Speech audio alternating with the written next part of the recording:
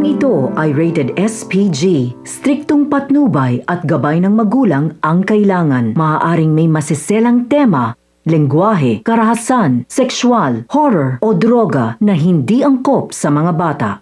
Maligayang pagbabalik mga kaibigan at narito na ang mga maiinit na update sa FPJ's Batang Quiapo. Nakitaan ngayon ni Bubbles ng maraming kapulisan ang resort kung saan doon nga sila pansamantalang nagpapahinga. Kung kaya naman agad itong tumakbo ang dalaga patungo kay Tanggol upang sabihan nito at timbrihan na maraming pulis ang kausap ng may-ari ng nasabing resort. Agad nga bumunot ng baril itong si Tanggol at sinabi niyang kailangan na nga nilang makaalis sa nasabing lugar. Agad ngang sumakay itong si Tanggol at Bubbles sa kanilang motorsiklo at bumalik na nga sa nasabing bilibid. Samantalang patuloy pa rin ang galit nitong si Chief Espinas dahil 24 oras na ay wala pa ring Tanggol at Bubbles na nakabalik.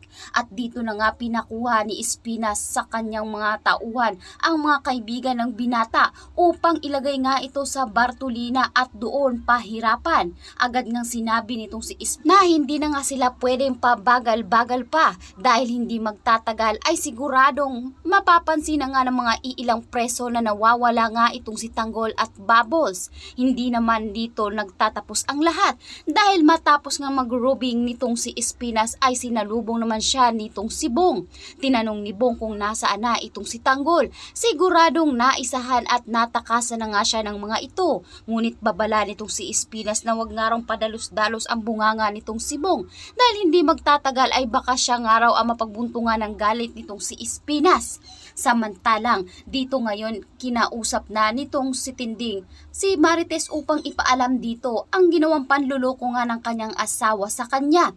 Subalit imbis na pakinggan ito ni Marites ay tila mas pinanigan pa nga ng asawa itong si Rigor, dahilan upang mapaisip nga itong si Marites sa mga sinasabi ng ina.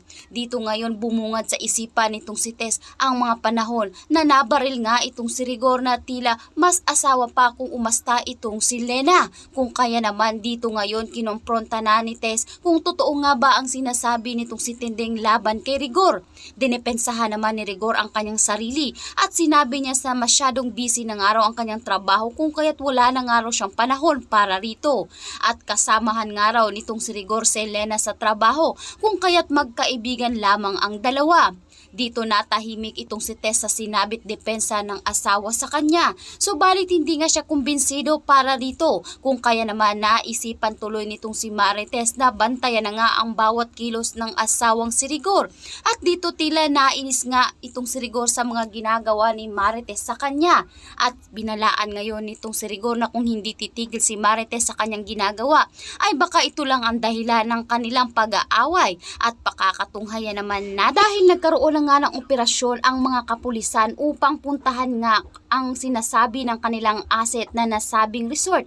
At dito nga magkakaroon na naman ng pagkakataon na makita ni Tanggol ang kanyang amain na itong si Rigor Dimagiba.